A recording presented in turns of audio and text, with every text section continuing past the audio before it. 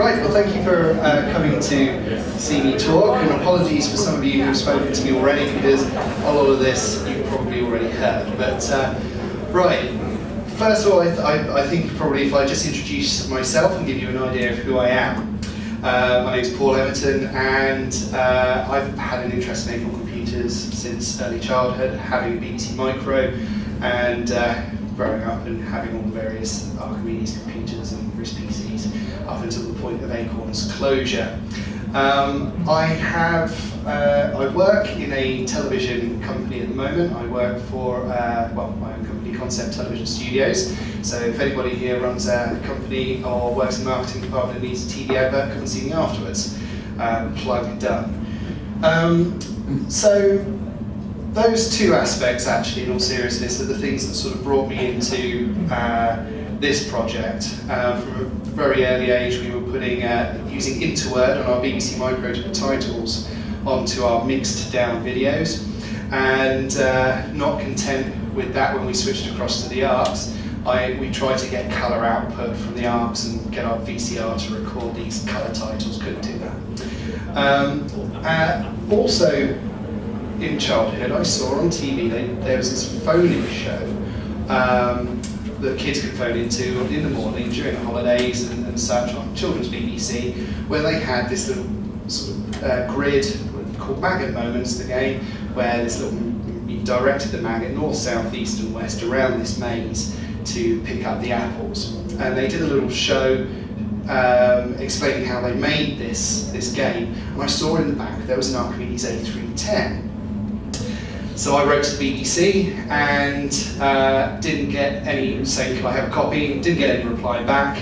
Of course, I don't think they were massively into software piracy or sharing their games. So yeah, that's where that sort of ended. And after the closure of the workstation division of Acorn, I kind of left the Acorn scene for a little while and then came back in from a bit of an interest.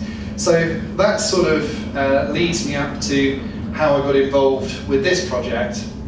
The BBC originally had a department called the Special Projects Department, and it was their job to create any kind of graphics or systems, control systems, for TV shows, generally live TV shows or game shows, where the graphics would be quite interchangeable, so scores or live on-screen games. And over the years, this department did this using Acorn kit, and I'll go into that in a second. And then eventually, the BBC came in one day, shut the department, and said, go create your own company and tender for the work, which they did, and that company is called Round One. My first encounter with them was on eBay. There was a listing for an Acorn computer with the word BBC inscribed onto it. I thought, this is brilliant. They used it in there, and this might be the Maggot Moments thing. I might be able to get this.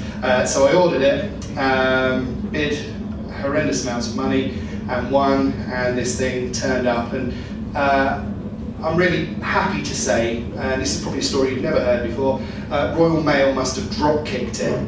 The whole frontage was smashed off, and I wasn't very happy about this. So I contacted the seller and said, oh, no, it's not your fault. Really nice chap called Carl at Round One, and he sort of said to me, no problem, I'll send you another one. And then we got chatting. I said, have you got some more of these ones, these computers? He said, yes. So, subject to a big kicking from my wife and a large sum of money deducted from our bank accounts later, I bought a large stock of these machines. What I wanted to do at this point is, I had sort of a clear focus. One, I wanted to get my hands on this game that I'd lusted after 15 years earlier in my life, and also something more interesting. I thought, these computers are going out, and they did something very, very important. I didn't know at the time the significance and actually the quantity of shows that they did and they were part of, but I felt there was something important there. So I then contacted the chap again, and we started up a dialogue that ultimately resulted in me acquiring all of the rest of the kit. He was very generously given to me, because my viewpoint was this stuff needs to be preserved. It's a very big, important part of computing history and particularly British history as well, when it comes to broadcast. But at the time, none of the hard drives came with these machines, and that's very important to know. Of course, all the floppy disks and the precious game that I wanted and everything else couldn't be supplied. But after a bit of talking and the potential for this to be put into a computer museum, so a live display setup, that's really where I want to see it end up. And after a year of talking, they agreed to release all of the disks and all of the hard drives that had been removed. So the subject of this talk is about the preservation aspect, predominantly. And what from having these machines, which I'd spent a year on already going through, and cut out the batteries, unsoldered them, vinegar washed them down using white vinegar, and then isopropyl alcohol, washing them under the sink, and then, much to the pleasure of my wife, putting them on the draining board, which was nicely earthed as well, so wires everywhere. She was very happy about that. I recovered all the machines apart from the A5000s, which I'm working through. So all of the RISC PCs, the Archimedes, A310s, A420s, A440s, etc., are all working,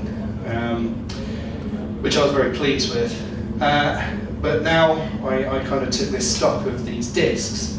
So actually, before I jump onto the disks, hands up who's got a real Acorn Archimedes computer or RISC PC.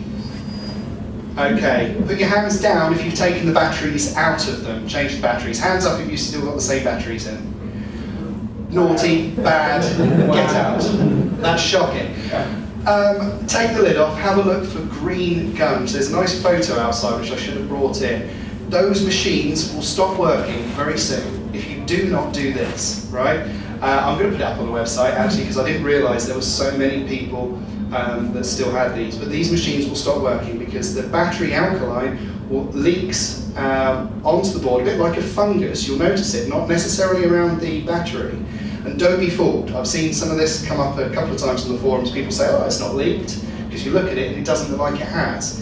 It has. I don't care what anyone says, it's guaranteed those batteries are leaking right now. So not to scare you, but when you get home, cut them out at the very least. Preferably desolder them or send them to someone who can do it.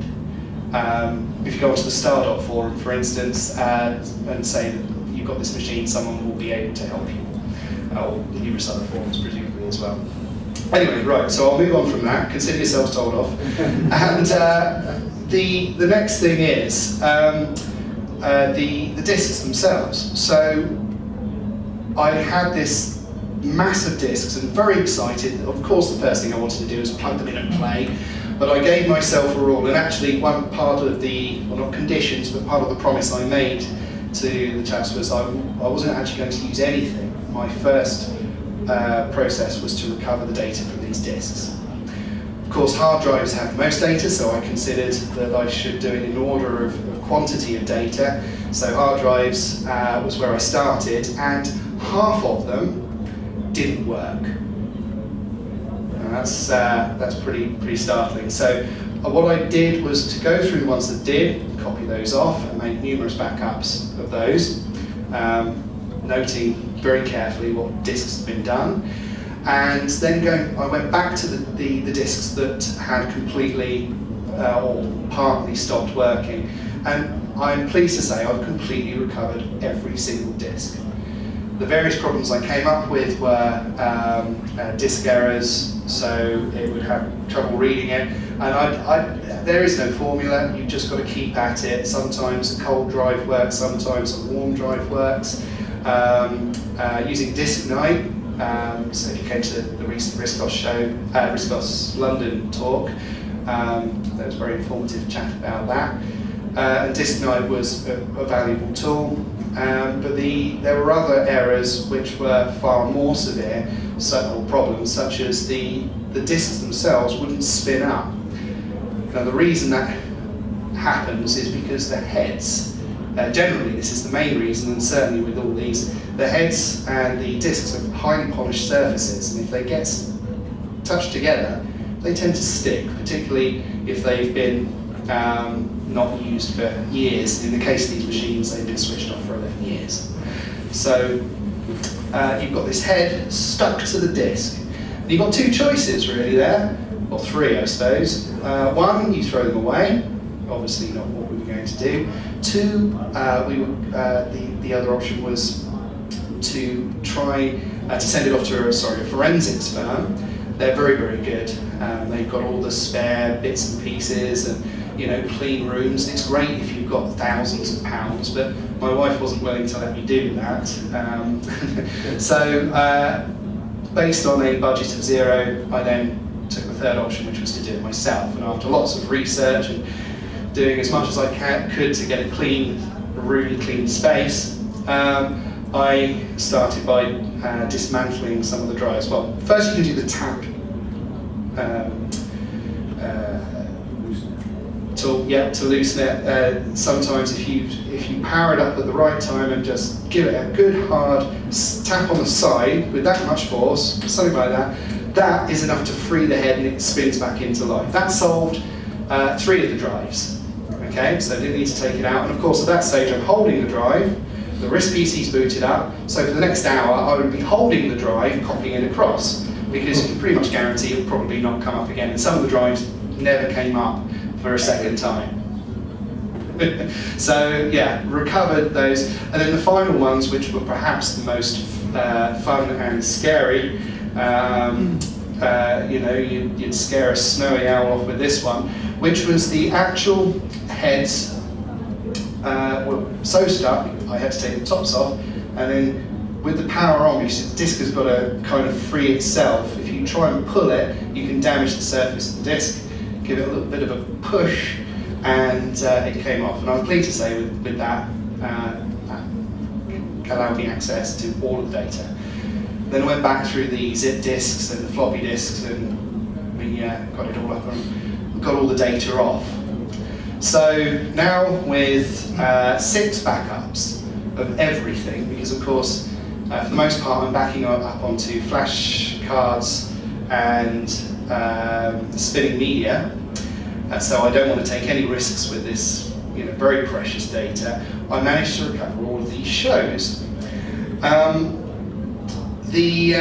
just to give you an example, I'm not impervious to this thing kind of hitting us again and again. The machine that's been sitting out there all day today, that's been working for the last couple of years, as I built up the collection on it, 30 minutes before coming in here today, died. So I was going to give you a little demonstration of that. We've got some kits outside, and I've got backups and everything, so don't worry about that, but just be aware, back up your data and cut your batteries out. So that's that. Let's, how are we doing for time? That's probably about an hour right there. Halfway through, good. Right, so I'll just give you a brief overview now of what we found, and also talk about what machines they used, how they used them, and why. In the background, you've got this nice video running here. This is what I've managed to recover from YouTube, so excuse the quality, but these are VHS recordings of various shows where Acorn, Archimedes, or RISC PCs, or even the BBC Master was used in the graphics end of the system. First of all, the reason they chose Acorn systems is because when you consider at the time we were at Windows 3.11 and less than that, going back further, those machines just weren't suitable for doing this kind of job. If you wanted a proper broadcast system, graphics system, you would be spending gigantic fortunes, and as we know, the BBC doesn't have access to that source of money. So they had to be pretty creative, and in comes their machines that they obviously stuck their branding on years before. The Archimedes was chosen because it's a solid, reliable machine. It just keeps going, and you can job them around and they just keep going. You don't have the overheads in the operating system that a Windows system has, so and you've got control over the hardware. using the Genlock control, which I'll explain in a second. So lots of control, immense reliability, just meant that things like this, that game show that you just saw playing there, and so they're calling phoning the game thing, all of these things, all these graphics could be created reliably on the fly in a live broadcast environment. What systems did they use? Well, first of all, you had the BBC Master controlling a Prisma system, BBC Micro controlling a Prisma graphics system. Immensely powerful kind of setup, but what was actually happening there is they'd take the graphics via the BBC Master into effectively what you've got is a graphics driver chip and a lot of memory, and in a similar way that you can kind of flip between frames, you could do animations and bits and pieces there. The BBC Master also, not only do they use BBC Masters, but the Prisma could also be driven by Archimedes and RISC PCs. That's the other reason why they loved them, because no matter how old the system was, or how new the system was, they could take, and as I have done out there, a Prisma card from an A310 and pop it into a RISC PC strong arm, and it still just works. Try doing that with modern tech.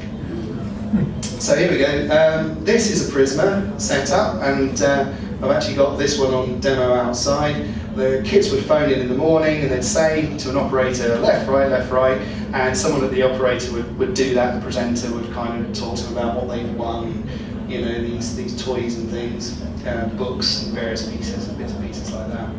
So, oh, and here's the National Lottery, where some chap's going to be chucked off in a minute. A RISC PC using an Apex card is going to tell you what the jackpots are going to be. There you go, that's a RISC PC driving an Apex card.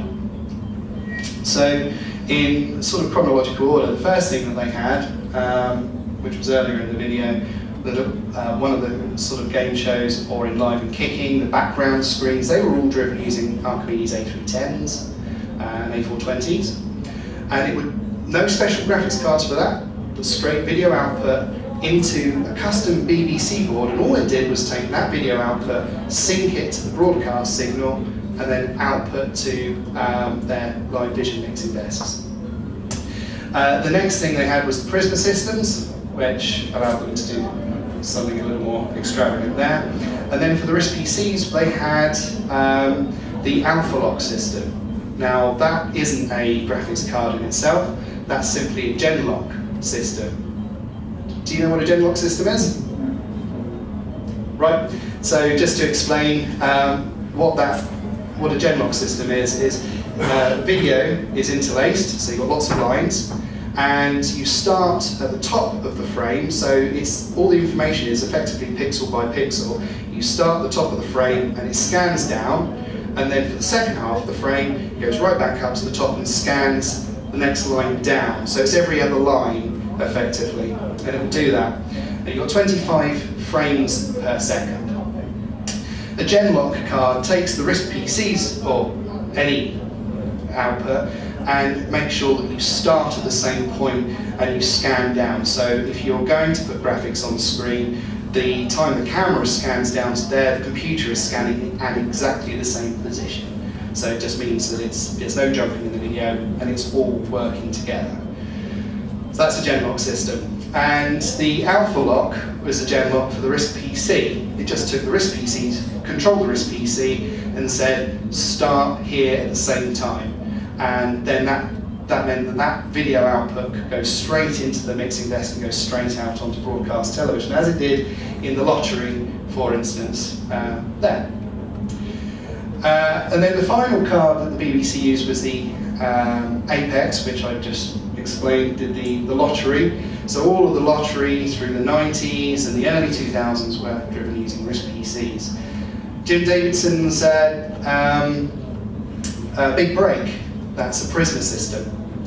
Live and Kicking, Morning Kids TV, Archimedes and Prismas generally. So all these graphics, all driven every day, morning, noon and night, day in, day out, using these incredibly reliable systems.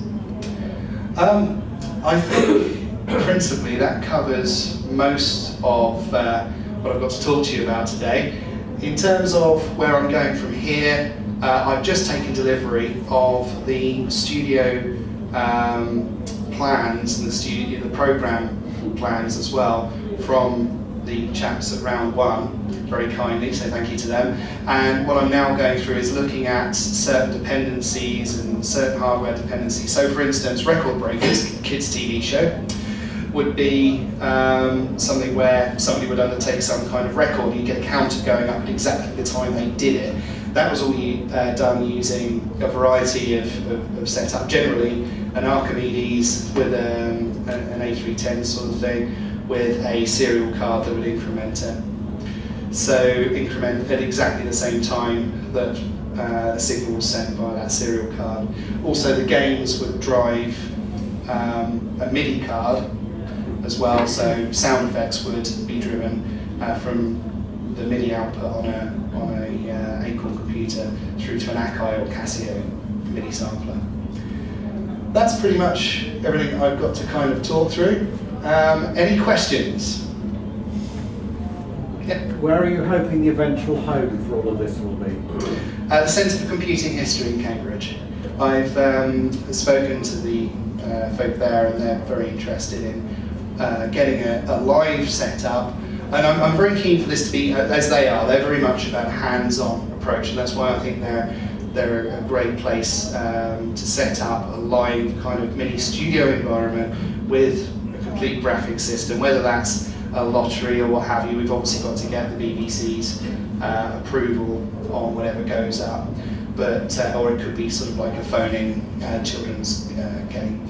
I think the main thing here is that the hard drives and the discs, whereas they were destined to the dump truck, now are sort of preserved, and a live demo I think would be fantastic.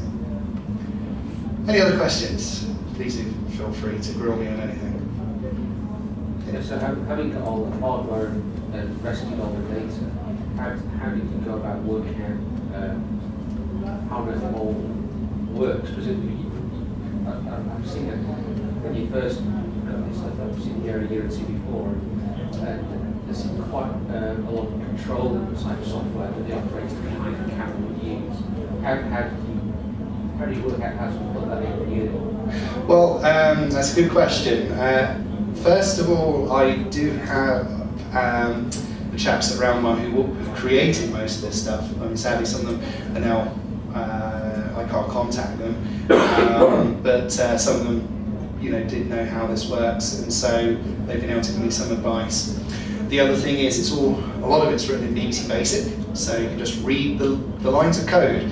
And whilst I'm not a programmer on any professional level, I dabbled around in Basic and Forth, and could find my way around a program to see when certain SWI calls are being made. So that's helped find out what sort of cards, MIDI or serial cards I needed to go in to make it work.